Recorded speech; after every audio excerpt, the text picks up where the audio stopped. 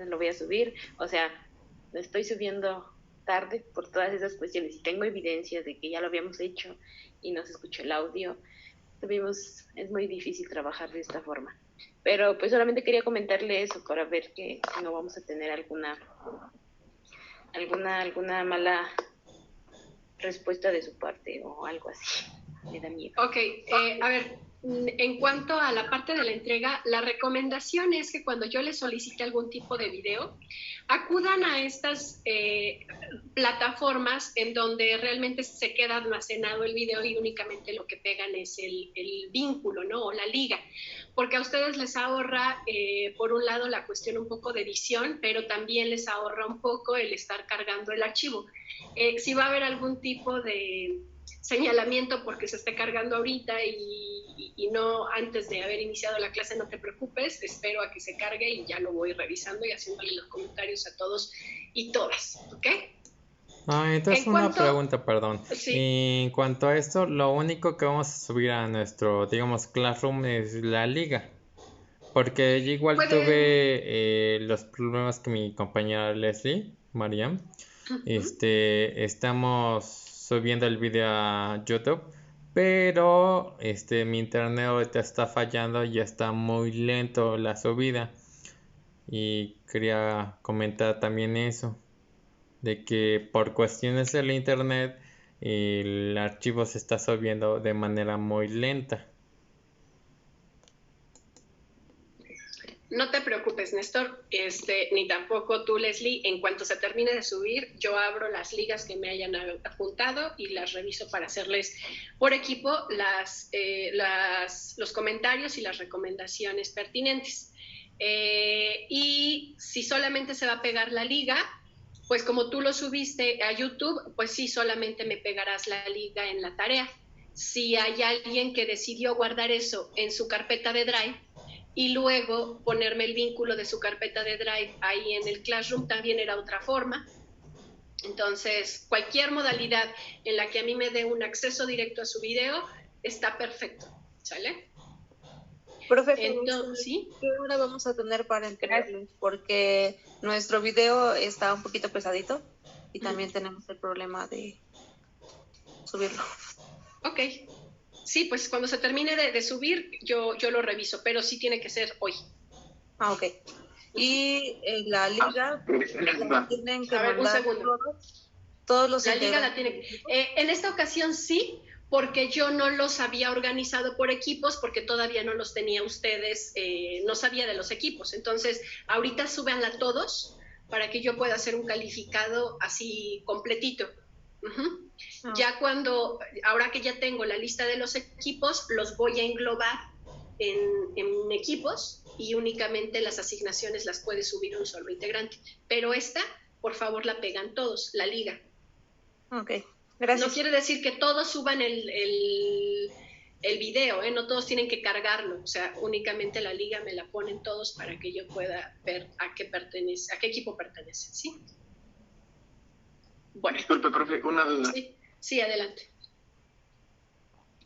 Entonces la hora que está establecida en Classroom es esa, ¿no? A antes de las 8, pero hoy se tiene que subir ese video. Ok, muchas gracias. Efectivamente, sí.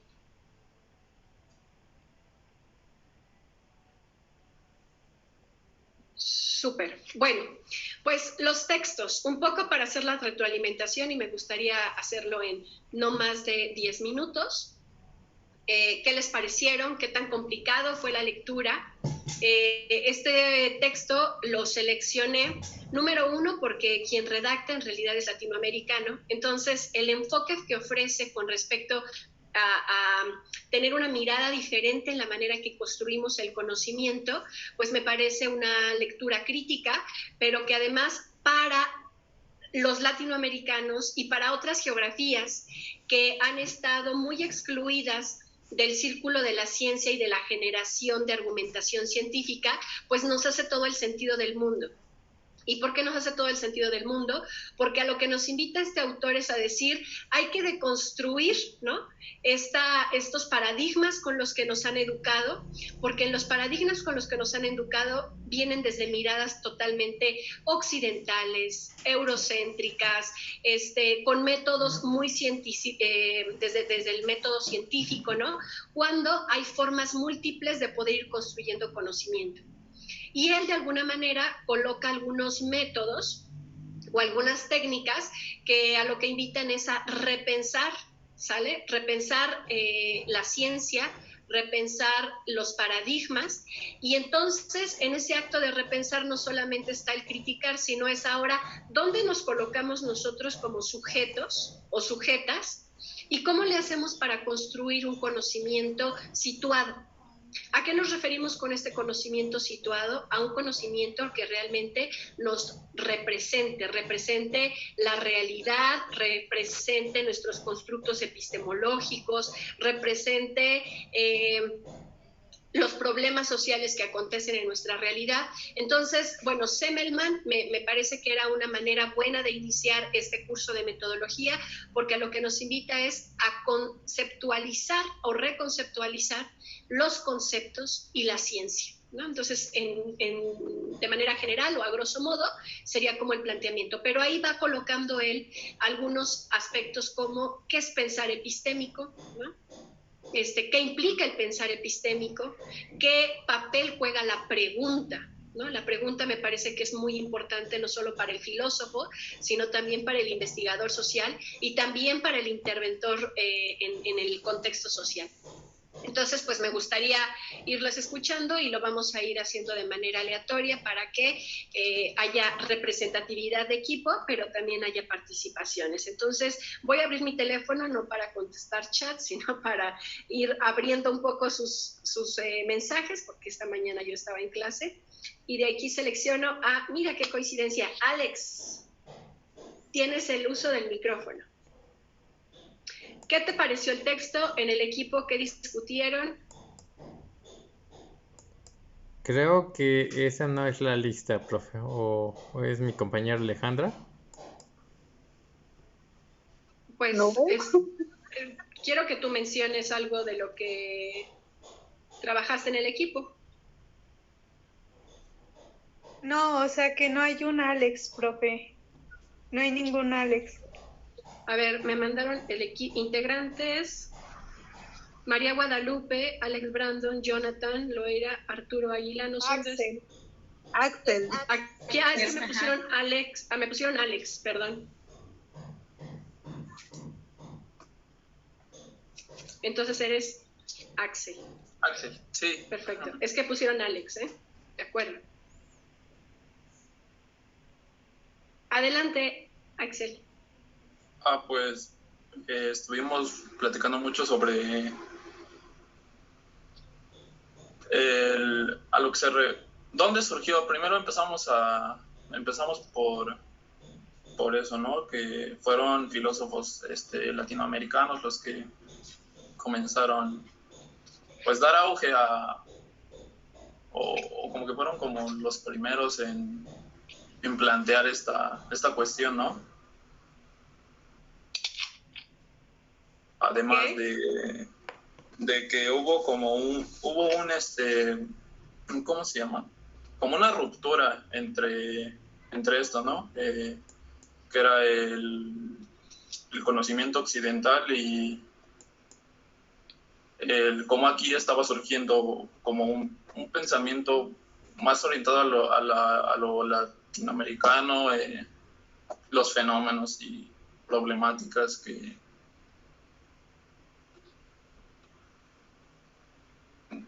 pues más enfocado a eso, a los fenómenos, problemáticas que se viven, ¿no? a la ciencia. Ok, a ver, para ti, Axel, o para el equipo, ¿no? Al inicio de la lectura nos habla de este desajuste que hay entre la realidad y la teoría. ¿Se acuerdan? Un poco hablar de eso. Entonces, partamos por ahí. ¿A qué desajuste se está refiriendo Semmelmann cuando nos habla de que, pues justo, no hay concordancia, ¿no? Entre una realidad y una teoría? ¿Cuáles son estos argumentos que ustedes pueden darme para explicar esta pregunta del desajuste que hay?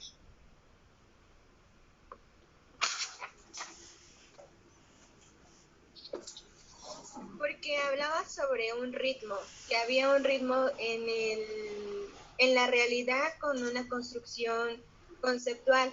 Y nos decía que también de que, por ejemplo, para lo mejor lo que nosotros nos llegaba ahorita a otras personas, esa información les llegaba después. Entonces había un desbalance en esa significación. Ok, del resto de los equipos también pueden contribuir, ¿eh? ¿Qué otro elemento podríamos dar para explicar este desajuste entre la realidad y la teoría? Además de el factor tiempo. ¿Yo puedo participar, profe? Sí, claro. Primero tu compañera y luego tienes el micrófono tú, por favor. Muchas gracias. Ok, bueno, son dos. Aparte del tiempo es que la realidad es súper dinámica. Entonces, al momento de hacer investigación, pues se obtiene un resultado, pero la realidad ya es otra. Entonces, es como si estuviera la investigación atrasada a la realidad. Y el segundo, pues, tiene que ver con los contextos. Las teorías no son acorde al contexto que a veces se está planteando. Por ejemplo, las teorías dominantes del occidente aplicadas a los contextos del oriente, ¿no? Entonces, perfecto, muchas gracias. Sí, gracias. Adelante. Me parece que eras tú, Jorge, quien quería hablar.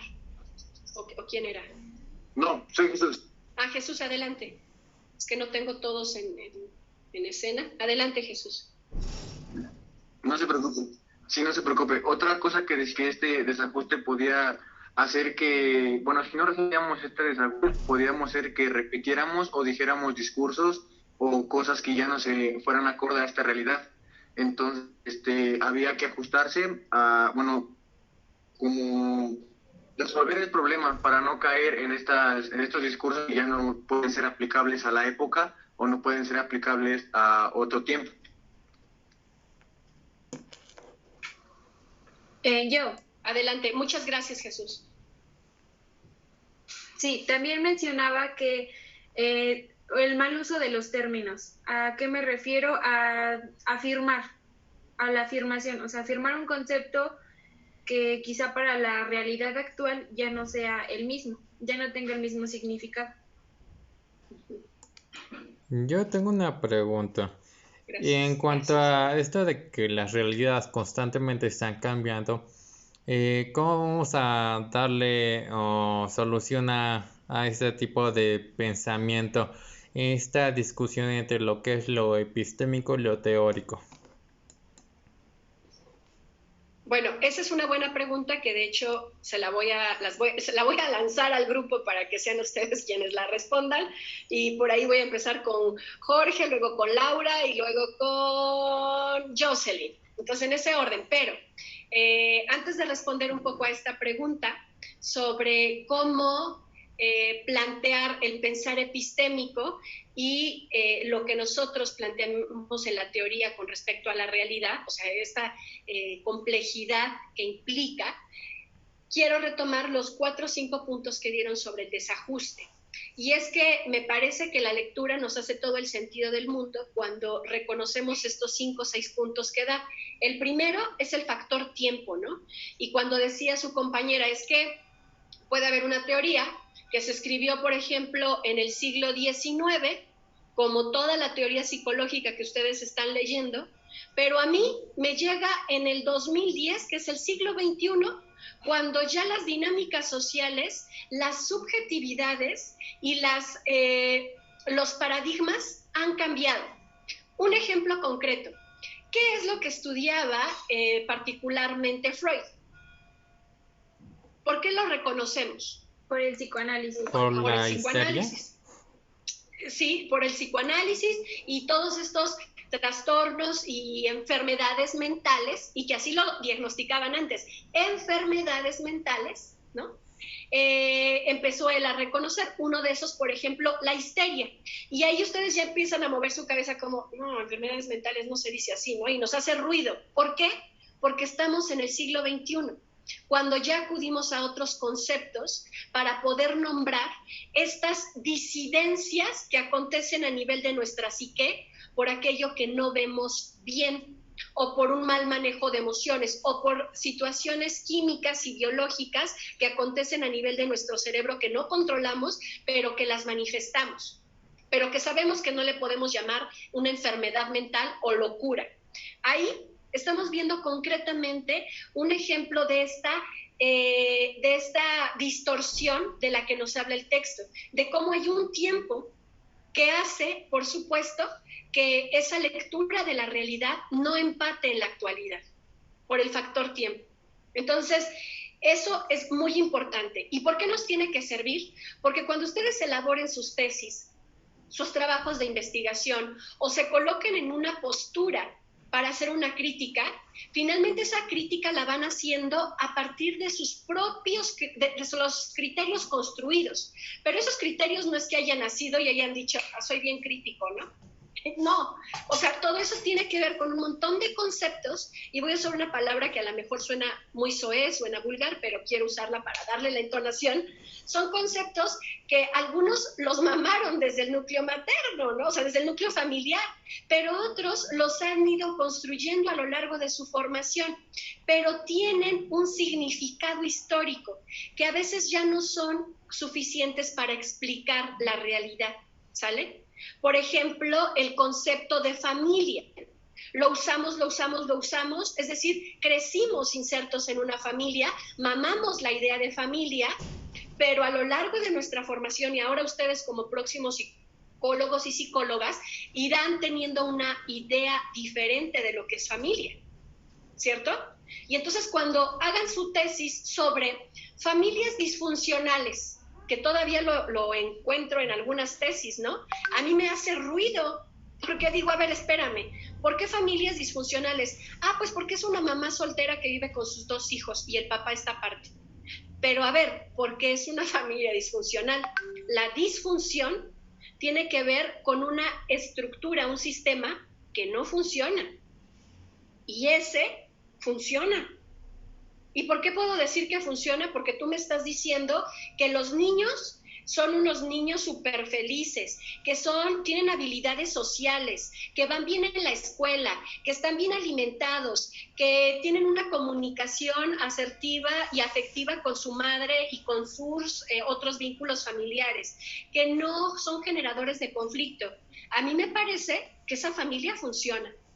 No, pero es disfuncional porque el papá no vive ahí. Bueno, eso quiere decir que tú tienes que deconstruir y volver a construir tu concepto de familia. ¿Me explico? Entonces, ahí ya tenemos con este ejemplo 2 aspectos importantes que tienen que ver con la incompatibilidad del tiempo para poder explicar las realidades, pero también el uso de los conceptos. No podemos comprender ni los conceptos ni la teoría como aspectos estáticos. Y es válido hacer críticas incluso a Freud mismo, ¿no? Que hay muchas cosas que podríamos criticarle. Por ejemplo, decía Néstor, la histeria. ¿Qué es eso de la histeria? Hoy, esta mañana me dijeron neurótica e histérica, y yo dije, hoy me hace todo el sentido. ¿Qué es eso de la histeria? Explíquenme. Néstor, ¿qué es la histeria? Néstor. Perdón. Pues yo la asocio más como un malestar o un simple trastorno, de acuerdo en el contexto o en qué momento se está utilizando esta palabra. Según Freud, ¿qué era la histeria? Las mujeres éramos las histéricas cuando estábamos, por decir, en nuestro periodo, simplemente con los cambios como que de humor, ya una mujer era histérica. Por ahí va. Era una enfermedad solo en las mujeres. ¿Y por qué? Adelante. Perdón, era un malestar. Uh-huh. Era un malestar que en ciertas situaciones solamente presentaba exclusivamente la mujer. Por eso sus estudios fueron específicamente con mujeres. Nunca fue, bueno, yo que tenga entendido, nunca fue con un hombre.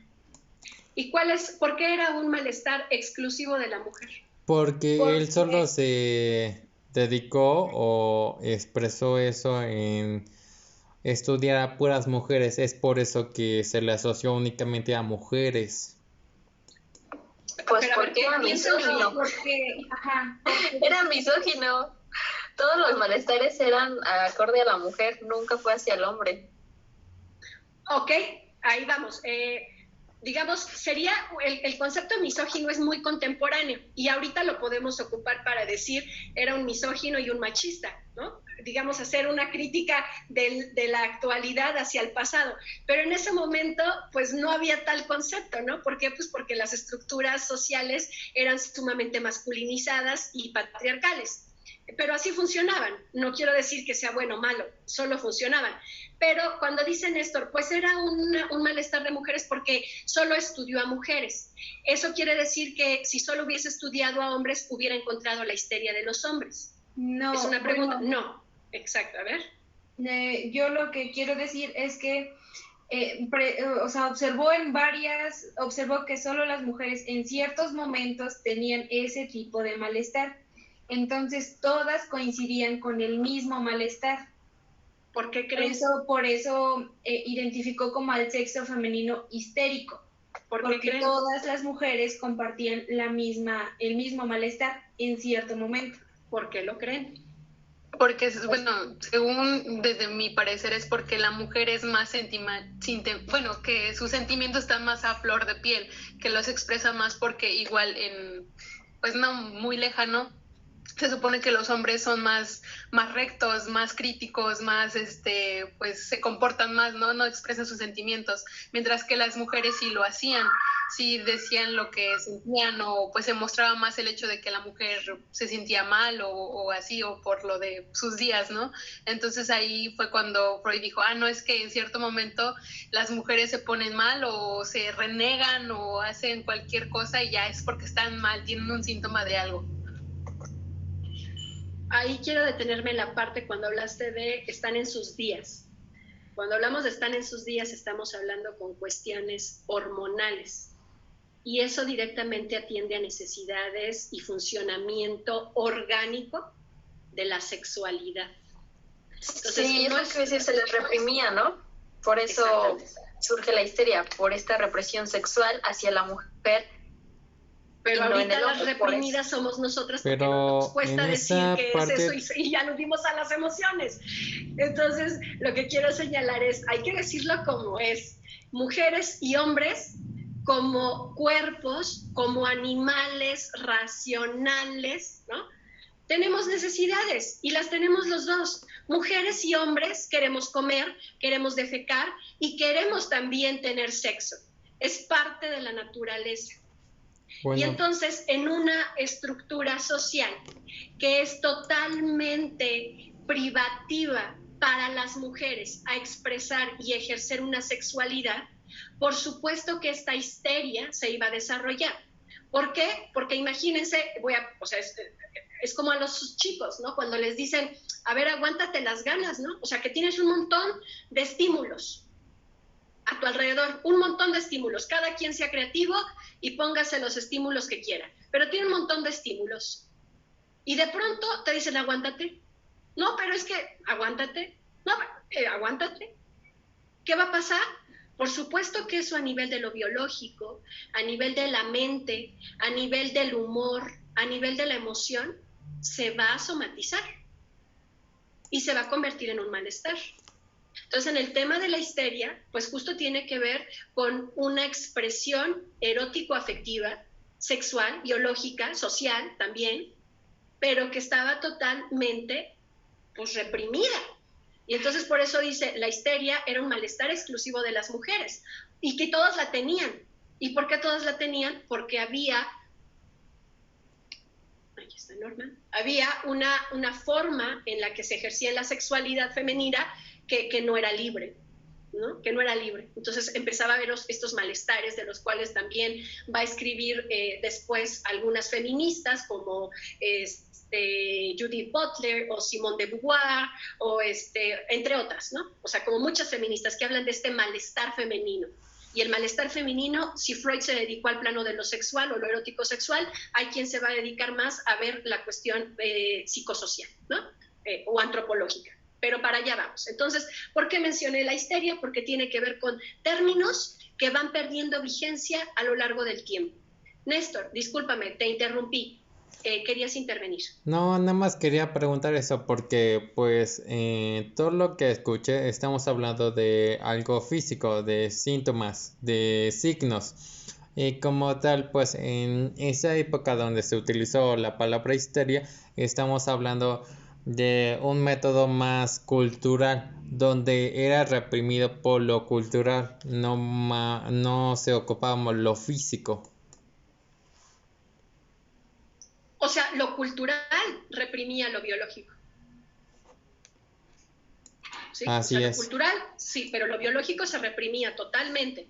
Pero, ¿qué era lo que lo reprimía? La estructura social. ¿Sí?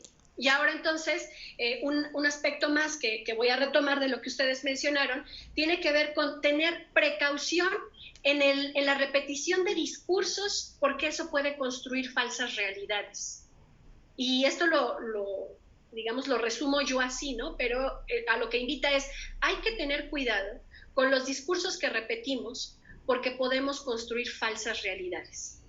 Y esto, en términos de la investigación, de los debates, del intercambio de puntos de vista, de las creencias sociales, de las tradiciones, es muy importante que todo el tiempo lo tengamos muy, muy presente. Hay que tener cuidado con cuáles son estos discursos que repetimos. En términos, por ejemplo, ahora que está muy vigente los debates en términos de las orientaciones sexoafectivas, ¿no? Y entonces ya es como un boom de diversidad en algunos espacios, pero en otros podemos seguir repitiendo algunos discursos que tienen que ver con reprimir estas posibilidades o estas libertades. Y entonces el repetirlas nos pone en riesgo. ¿Por qué? Pues porque puede generar expresiones de violencia cuando hay personas que se enfrentan a una realidad que no es la que les contaron. ¿Sí? O sea, porque va a haber efectos de repetir estas falsas realidades. Imagínense ustedes, hay un caso, de hecho hay un video que yo quería ponerles, por tiempo no nos va a dar, no vamos a poder hacerlo, pero ya se los comparto. Entonces ahí está Chimamanda es historiadora y hace una crítica al respecto y dice, toda mi vida Chimamanda es del sur de Sudáfrica. Obviamente, bueno, no digo obviamente, ahí me voy a aplicar la recomendación de Semmelman, pero bueno, es una sudafricana negra, porque en Sudáfrica hay negros, hay blancos, porque la colonización europea estuvo muy concentrada y sí hubo mucha presencia, existe todavía mucha presencia blanca. Entonces en Sudáfrica hay un chorro de gente blanca, sí, pero Chimamanda es negra. Y entonces se para y lo que dice es, a lo largo de mi vida, me enseñaron que es súper bonito salir a caminar por los callejones de París y beber, por ejemplo, cerveza de jengibre, y entonces cuando escuchaba eso parecía que estaba yo viendo una película de Harry Potter, ¿no? Y tener lecturas sobre Shakespeare y no sé qué. Dice, y entonces salía de la escuela y me percataba que en mi comunidad no existía el jengibre, no había callejones empedrados, no había alumbrado público y la gente no sabía leer.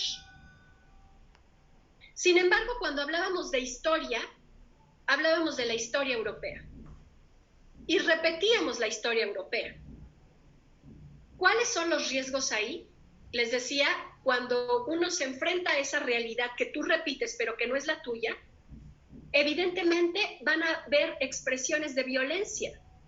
Hay expresiones de violencia simbólica en ese momento.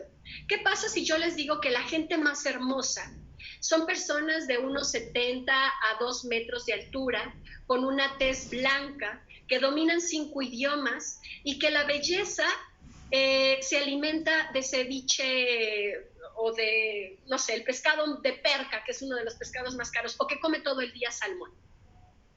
Entonces, directamente todos en esta sala quedamos excluidos de la posibilidad de asumirnos bellos. Incluso desdignificados, ¿no? Que ya es una cuestión de derechos humanos. Claro, porque aquí ninguno de nosotros somos blancos, ninguno de nosotros habla más de 5 idiomas, nadie de nosotros mide 2 metros. Entonces, Entonces quedamos excluidos de esa posibilidad de humanizarnos y de dignificarnos y de asumirnos o crear un autoconcepto de nosotros desde la idea de belleza. Y entonces al decir, si yo no entro en belleza, entramos en este pensamiento dicotómico que critica la lectura. Dice, siempre nos enseñan a pensar en que hay un arriba y abajo, pero pareciera ser que no hay intermedios, que hay un conocimiento científico y hay un conocimiento de sentido común que no vale. Y entonces si les digo que eso es bello, ¿dónde se van a colocar ustedes? ¿O dónde nos colocamos nosotros? Pues en lo feo, en lo no bello. Lo que no es bueno es malo, lo que no es Dios es diablo. Así nos enseñaron, ¿sí? Entonces, ahí va a haber expresiones de violencia. En el momento en el que yo les digo a ustedes, de manera indirecta, les digo, no son bellos. No hay tal belleza en ustedes. Y en el discurso de Chimamanda, bueno, hay un montón de cosas que se están violentando que tiene que ver con una historia no reconocida, una historia no contada. ¿Y cuál es? La de la colonización que se dio en África, la de los asesinatos, las mujeres violadas, la instauración de un gobierno europeo, la extracción de un montón de recursos, y toda esa historia no se cuenta. ¿Por qué no se cuenta? Porque se impone una historia europea. Y el riesgo está en repetir todos esos discursos. Un ejemplo que nosotros tenemos en Tlaxcala y que es muy importante de recordar, tiene que ver con el reciente, pues sí, lo hicieron ver así como el reciente festejo de los 500 años, ¿no? Y lo hicieron así ver desde el gobierno estatal. Celebremos los 500 años, ¿no? Y dices, demonios, ¿qué debería significar para mí celebrar los 500 años de la llegada de los españoles? ¿Qué debería de significar para mí? ¿Qué debería de significar para mi abuela, que ya no le quiso enseñar náhuatl a mi mamá? Yo soy de Ixtenco, y ya no le quiso enseñar a mi mamá náhuatl, porque cuando le pregunto me dice que ya no, y le pregunto, abuelita, ¿y por qué ya no me enseñas? Pues porque ya no, ni siquiera ella sabe. Hay una historia que le fue robada a mi abuela, y un idioma que ya no quiere hablar, y un idioma que yo ya no tengo, quién sabe por qué. Pero celebremos los 500 años de historia no contada, ¿no? Entonces, a lo que voy es, hay que ser cautelosos, precavidos, precavidas, en términos de esta repetición de discursos, porque puede causar falsas realidades. Y entonces van a llegar los niños un día a la escuela y van a decirles, maestra, pues ahora que el acceso a internet es un derecho universal, ¿dónde están los salones multimedia? No, chavo, pues te fallo, porque aquí por la pandemia vinieron y saquearon tu escuela, ¿no? Pero deja que nos traigan mesabancos y vamos a preguntando si nos van a poner el internet. Pero primero que lleguen las computadoras, ¿no? Entonces, es enfrentarnos a una realidad que no es la nuestra y de la manera, pues, más violenta, ¿no? Ahora, esto es tan solo la parte introductoria del texto al hablar de este desajuste. Pero luego está esta pregunta provocadora de Néstor, que el autor también hace, que es, ¿qué implica el pensar epistémico? Porque es la invitación que es el autor, ¿no? ¿Cómo le hacemos para pensar epistémico? ¿Y por qué habría que hacerlo? Jorge, me encantaría escucharte. Bueno, de acuerdo con lo poco que leí de la lectura que decía de pensar epistemológico, era no determinar las cosas tal como están, sino que habría que investigar o indagar un poco sobre el tema para poder estar un poco más seguro de lo que se está diciendo, porque, o sea, si los textos o algunas cosas nos podrán decir algunas cosas, bueno, nos querrán dar a entender algo, pero no sabemos si eso que nos quieren dar a entender realmente es así como lo cuentan o hay algo más detrás de ello, algo que tal vez lo están omitiendo por alguna u otra cosa. Gracias, Jorge, gracias. Ya había asignado a 2 compañeras más, ¿verdad? No es que como ahorita cerré una pestañita, se me movieron y ya no vi si le había dicho a quién le había dicho que quería escucharla. Fueron 2 compañeras. Dijo una Laura, pero ¿quién es Laura? Ajá. Dijo Jocelyn, pero... Adelante, chicas. Es que hay 2 Jocelyn. Ajá. Dijo Jocelyn, pero no sé cuál. Mena. Soy yo. Pues yo considero que es también, bueno, en la lectura hablaba de que era como nuestra responsabilidad buscar e inventarnos paradigmas, no solo quedarnos con lo que teníamos, sino innovar, buscar más opciones, no solo con lo que ya nos impusieron, solo quedarnos, sino investigar y como abrir nuestras mentes de alguna manera para nuevas ideas. Es como a grandes rasgos, ¿no? Ok, gracias. ¿Laura? No hay Laura en la que... Creo que no hay Laura. Pero yo tengo una pregunta. Sí, Néstor. En esta parte es como nomás tomar como referencia la teoría y hacerlo epistemológicamente implicado en nuestra realidad, ¿o cómo? Ok, lo voy a ir aclarando después de las participaciones, ¿sale? Pero ya tomé nota de tu inquietud. Muchas gracias. No, yo leí mal. Era Lara y es el apellido. Y entonces Espinosa, pero ya no me aparece el nombre aquí completo. Sí, es Jacqueline. Pues había una parte en la lectura que decía que siempre nos quedamos en la punta del iceberg al hacer una investigación. Que por ejemplo solamente vemos como lo superficial, pero nunca buscamos la raíz del por qué. Entonces creo que nos está como responsabilizando, hacernos responsables y hacernos conscientes de esta investigación, o sea, de no hacer solamente la investigación porque queremos hacerla, sino es buscar, indagar y saber la raíz del problema, que es lo que nos está importando, porque si solamente quisiéramos pues saber sobre ese tema, lo buscaríamos, pero las personas también deben de saber la raíz del problema, y pues eso sería todo.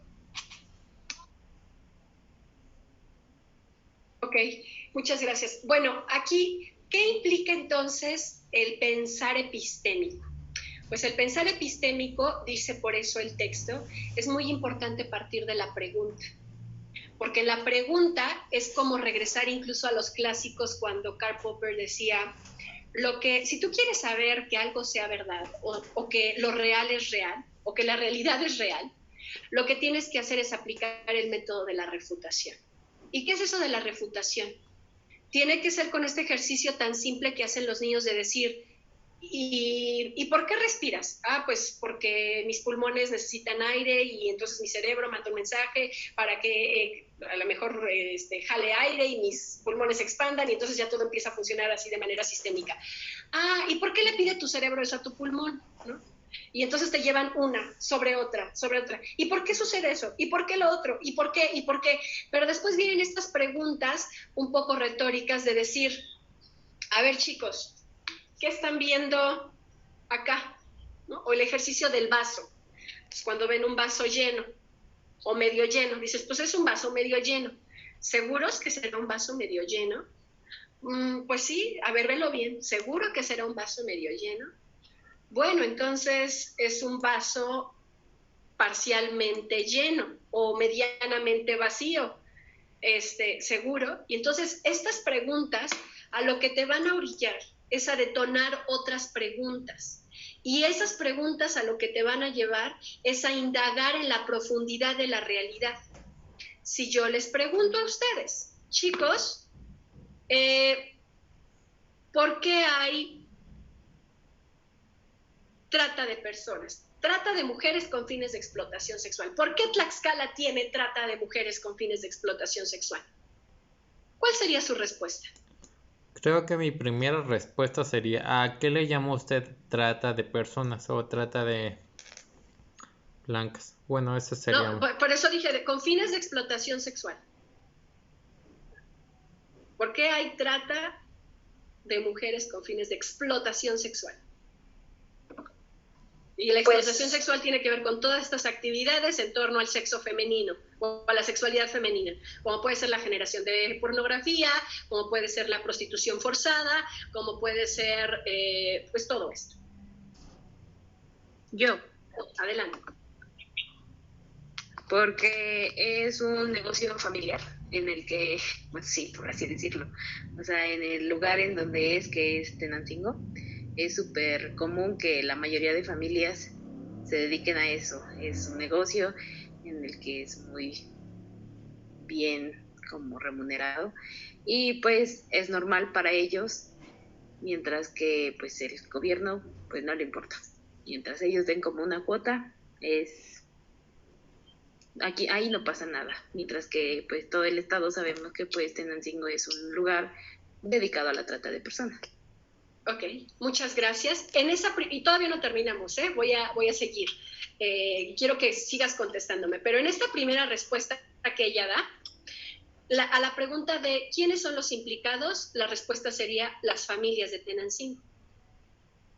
La segunda pregunta, y es para explicar un fenómeno, ¿no? ¿Por qué hay trata? Pues porque son negocios familiares. A eso se dedican desde siempre. ¿Por qué? Porque les va bien. A esa respuesta, el problema social pareciera ser que es de la gente de Tenancingo y de unas familias. Y nos quedamos con esa respuesta. Pero entonces la pregunta tendría que ser, ¿y por qué las familias de Tenancingo hacen eso? Porque simboliza poder en el contexto en el que se desarrollan, que es, por ejemplo, la comunidad de Tenancingo. Incluso creo que hacen sus casas más grandes cuando, bueno, tienen como castillos, no sé cómo sean, pero figuras que simbolizan las mujeres que han vendido, algo así. Entonces, de alguna manera establece poder, estatus y otro cúmulo de significados que para nosotros, pues, son como negativos y para ellos son positivos. ¿Y para qué quieren poder y estatus? Es como para pertenecer al círculo, ¿sabe? Porque, por ejemplo, es como el lugar en el que te sitúas y dices, es que tal lugar se dedican a eso, por ejemplo. O sea, es como, sale muy fuera de, pero yo soy de Guadalupe Izcotla, entonces en Guadalupe Izcotla son textileros y todo el mundo son textileros. Entonces yo he llegado y me dicen, eres de Guadalupe Izcotla, tu familia se dedica a los textiles, ¿no? Y pues, no. Sí, pero pues ya no, o sea, y es como que el lugar en el que eres es a lo que te debes de dedicar, por así decirlo. Es un reconocimiento, ¿no? Es un reconocimiento para una ubicación. Sentimiento de pertenencia. Ok, ojo, la pregunta fue, ¿por qué quieren poder y estatus?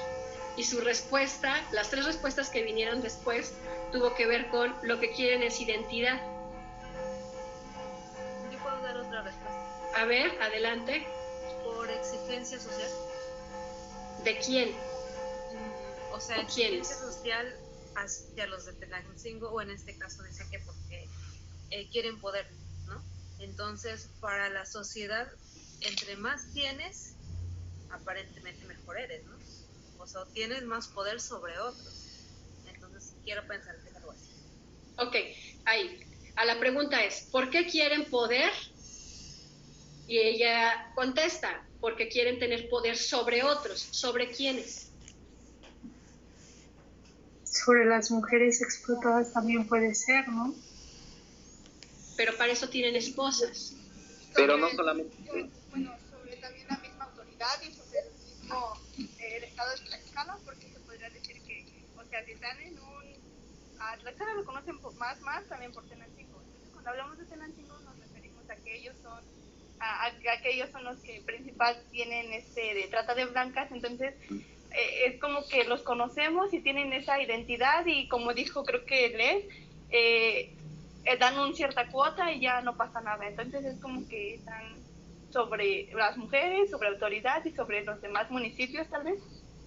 Ok, ahí vamos. Entonces, el poder y el estatus que les da les permite tener dominio sobre o injerencia en el gobierno. ¿Sale?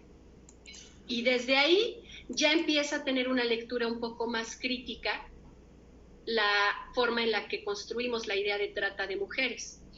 Porque finalmente podríamos seguir, ¿no? Y sacar muchas cosas, pero lo que voy es aquí, a partir de la pregunta nos lleva a profundizar en todos estos movimientos que implica el pensar epistémico. porque nos llevó a resumir o a la tesis o a la conclusión de que esa actividad genera el poder económico y político para dominar a las élites políticas del estado de Tlaxcala. Eso es lo que dijeron. O sea, no dijeron porque quieren ser presidentes los tratantes o los lenones, no. Es para ejercer el dominio sobre los que quieren ser presidentes. ¿Me explico? Porque nunca dijeron porque se quieren lanzar de candidatos. Y ni creo que quieran eso, ¿eh? Ellos no quieren esto. Más bien dijeron para ejercer el dominio sobre el gobierno del Estado. Ah, qué interesante. Digo, es muy interesante porque eso nos ubica en una realidad totalmente diferente. Ya no es un montón de familias a las que vamos a linchar y las vamos a encender en una plaza pública para decir, malvados, malvados, malvados. No, tiene que ver con una dinámica que permite generar dinero y otro tipo de factores de poder que ocupan después para dominar a las estructuras de gobierno del Estado. ¿Sale? Entonces se me hace que han de haber visto la serie de House of Cards, cuando la vieron alguna vez, cuando dice que no hay que pedirse ricos, lo que hay que pedir es el poder, ¿no? Entonces estos caballeros y mujeres que están involucrados en la práctica o en el oficio de la explotación, no es que quieran solo el dinero por quererlo, porque el dinero se consume, lo que quieren es poder. Ah, ya es una lectura diferente. Entonces, a lo que voy es, la pregunta nos lleva a pensar epistémico porque genera que estas estructuras o esta realidad que vemos así muy de lejos y a través de un espejo, cada vez sea más nítida, más nítida, más nítida. Le vamos quitando, piensen en una cebolla. Entonces cuando les digan, descríbeme una cebolla, pues van a decir a simple vista, ah, pues es una bola blanca. Ah, no, pero ¿qué pasa cuando vas quitando capa por capa? Descubres una cosa nueva, una cosa nueva, una cosa nueva. Y a eso invita el pensar epistémico. Pero otra cosa que me invita el pensar epistémico, dice, es a considerar el movimiento de la realidad. ¿Qué es eso del movimiento de la realidad? Yo tenía una duda, perdón. Sí, en adelante. cuanto al ejemplo que había puesto de la trata de personas, digámoslo así. Bueno, así es, lo porque que todos había, decimos trata de blancas, pero no es correcto. trata de blancas. Lo que usted estaba planteando es nada más ver la realidad a través del espejo, digamos que nada más lo que se ve, pero ¿por qué no ver más allá? ¿Por qué no ver nada más lo observable y no ver lo inobservable?